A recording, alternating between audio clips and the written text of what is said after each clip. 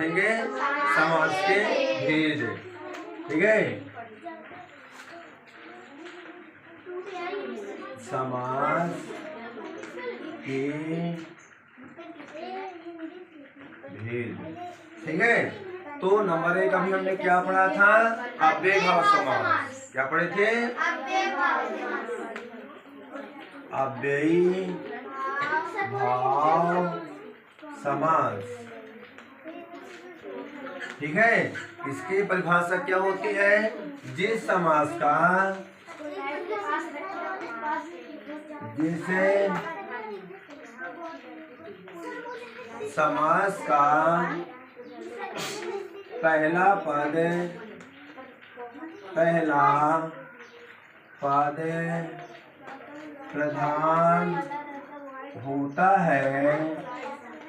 होता है उसे अव्ययभाव समास, अव्ययी भाव समास कहते हैं। ठीक है, उन्हें देखेंगे। परिभाषा क्या है? अव्ययभाव समास जिस समास का पहला पद प्रधान होता है उसे अव्ययभाव समास कहते हैं। ठीक है, उदाहरण चलेंगे। जैसे प्रतिदिन। ठीक है, दिन दिन क्या हो जाएगा इसका? दिन दिन। ठीक ना? सच चक्र, सत्य का चक्र या सच का चक्र।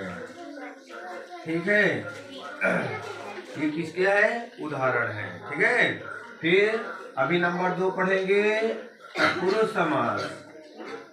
तत्पुरुष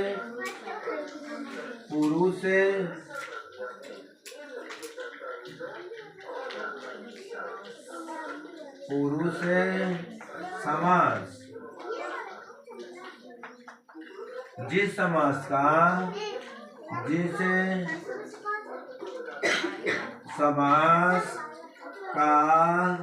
दूसरा पद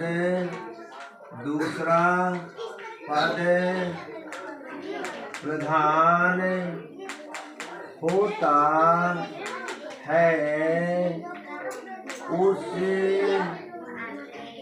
तत्पुरुष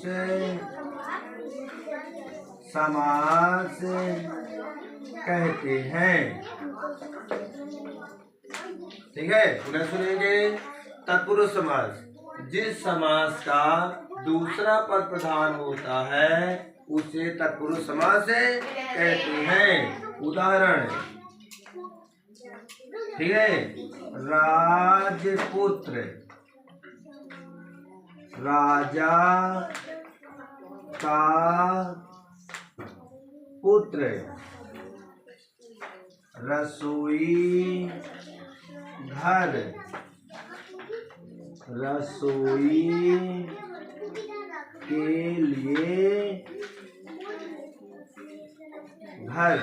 ठीक ना? किसका उदाहरण होगा ये? तत्पुरुष समास के। ठीक ना? जल्दी से लिखिए, फिर अभी हम पढ़ेंगे कर्मधारय समास।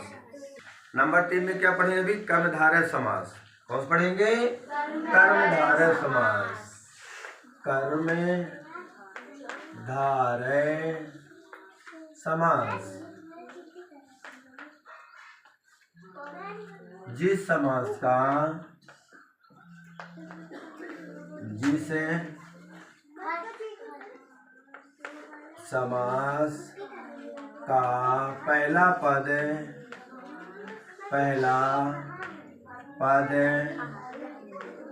विशेषण और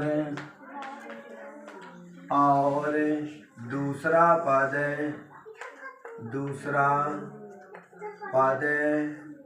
विशेष हो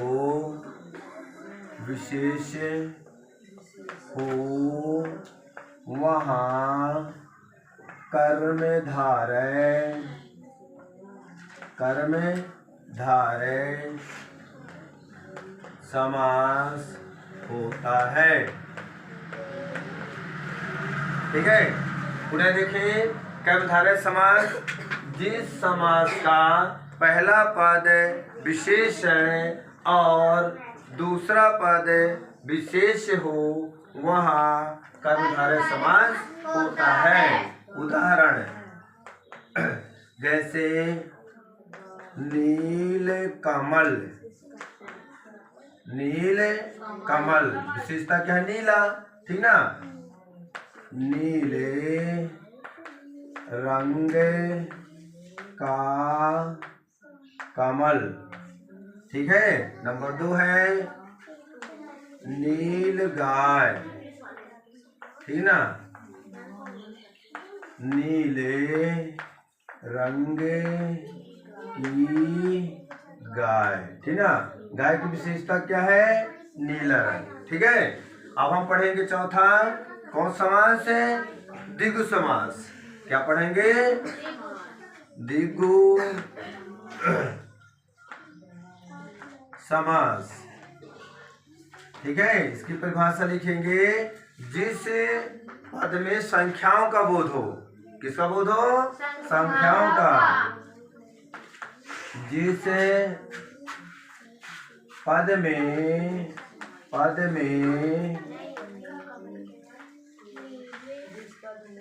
संख्याओं का बोध हो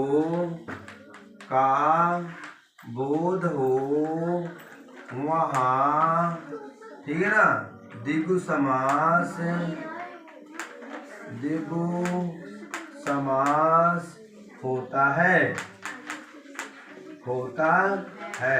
पुनः देखेंगे, जिस पद में संख्याओं का बोध हो, बोले पर संख्याओं का उच्चारण हो, ये संख्याओं का आभास हो, वहाँ कौन समास? द्विगु समास। उदाहरण चौराहा, चारा रहा है चौ, तो हो जाएगा चार राहों का समूह है, ठीक ना। त्रिभुवन, ठीक ना। 3 भवनों का समूह है, ठीक है। पंचवटी, 5 वृक्षों का या बटों का समूह, ठीक ना। ये उदाहरण हो गए, ठीक ना। चौराहा, 4 राहों का समूह। त्रिभुवन, 3 भवनों का समूह। पंचवटी, 5 वटों या वृक्षों का समूह है, ठीक है। द्वंद्व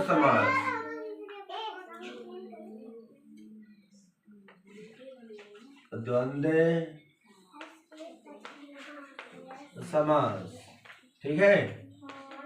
जिस समास या पद में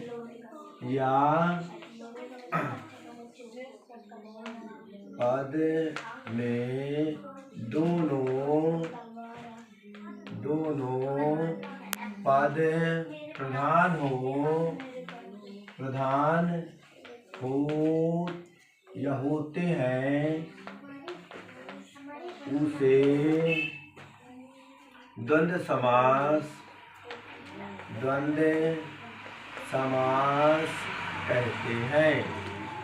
कहते हैं। उदाहरण जैसे राम लक्ष्मण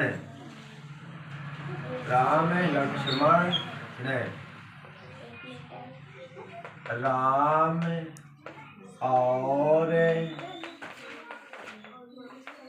लक्ष्मण, ठीक ना। भाई बहन, भाई और बहन,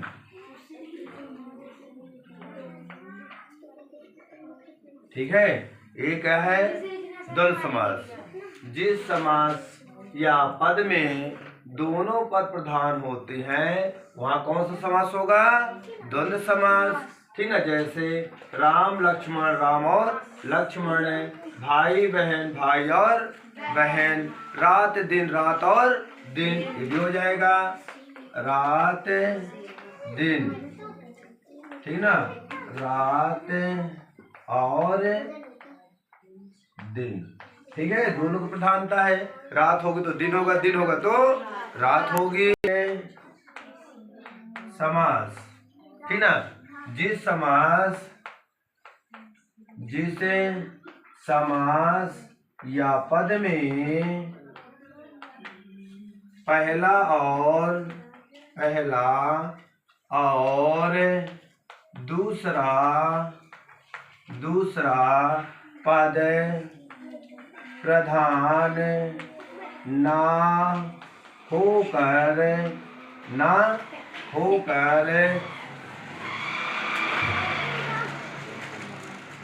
कोई अन्य पद अर्थात तीसरा पद, कौन सा पद?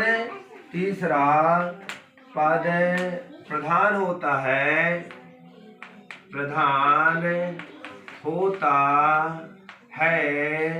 वहाँ कौन समास हो जाएगा? बहुब्रीहि समास होता है। पुनः परिभाषा सुन लेंगे। बहुब्रीहि समास, जिस समास या पद का पहला और दूसरा पद प्रधान न होकर कोई अन्य पद अर्थात तीसरा पद प्रधान होता है वहाँ बहुब्रीहि समास होता है। उदाहरण, लंबोदर,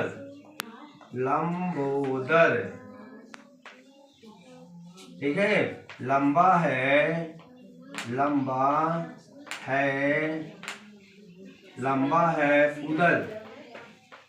उदर जिसका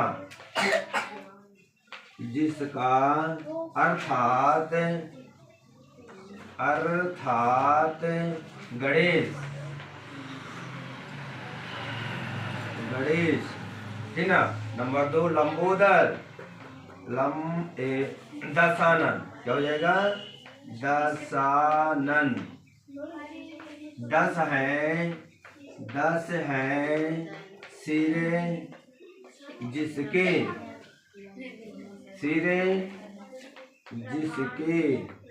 अर्थात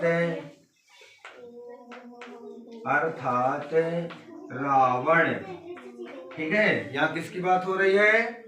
अन्य पद की। जैसे दशानन, 10 है सिर जिसके, न पहला पद न दूसरा पद, अर्थात कौन? रावण। ठीक है, तो ये हमारे क्या रहे? समास। ठीक ना, इनको क्या अच्छे से तैयारी कर लेना है और परीक्षा में से समास आपके आते हैं। ठीक ना, तो परिभाषा और उदाहरण दोनों पूछता है तो दोनों आपको लिखना है। ठीक है।